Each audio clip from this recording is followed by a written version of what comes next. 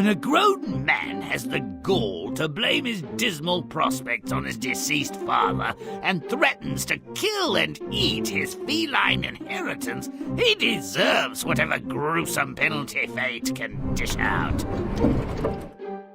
The sons of a humble miller divide his possessions before he's barely cold. Let me use your ass to work the mill, and I'll share whatever profits may come our way. Gladly.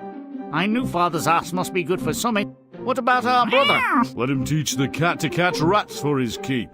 Oh, great. I hate rat. Not enough white meat. Thanks for nothing, father. Might as well eat the cat and slit me throat on a full stomach. The cat, called Puss, being a far sight more clever than his new master, concocts a scheme to save both their lives. Master, don't despair. Get me a decent pair of boots, and I'll make our living. Really, Puss? Okay, great. What size?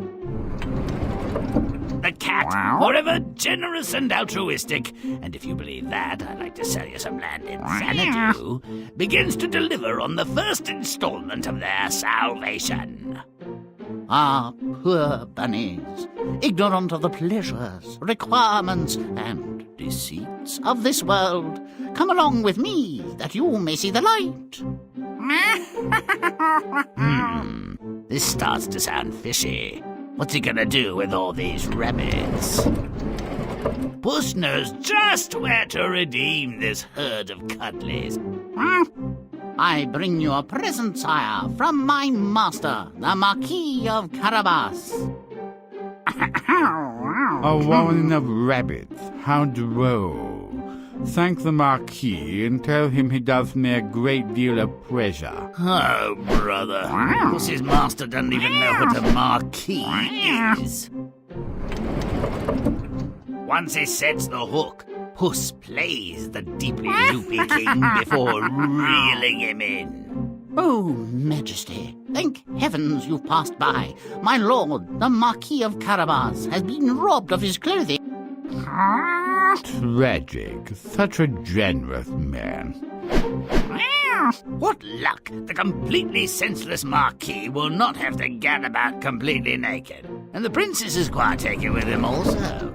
Puss moves ahead of the carriage so he can further inflate his master's reputation.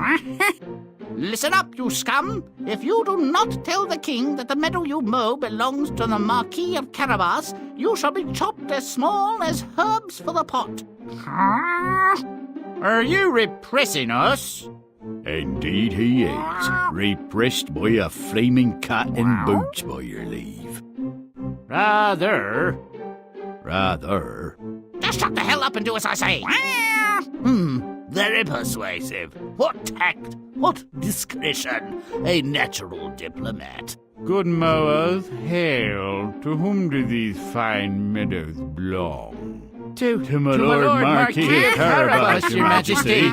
Pussy's scheme relies on the king's ignorance of his kingdom's geography and people, as well as his willingness to be closely advised by a talking cat in unconventional footwear.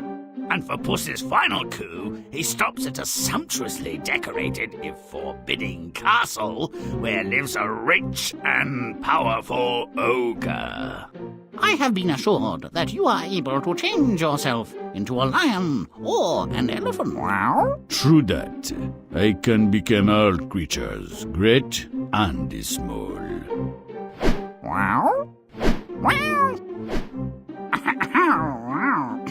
But surely nothing so tiny as a mouse. That would be impossible.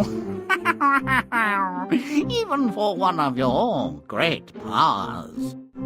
O ye of little faith. A decent trick, but exploiting such a creature's vanity is so easy. Not kosher, really, but effective. Welcome, Your Majesty, to the Carabas family home. A vast and fine abode.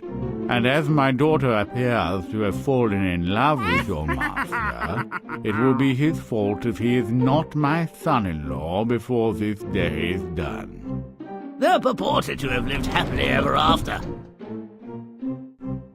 I suspect I'm not the first to find something less than satisfying, let alone credible, in a secretly swashbuckling feline. What say we craft a scenario that befits the cunning and courage of the cat?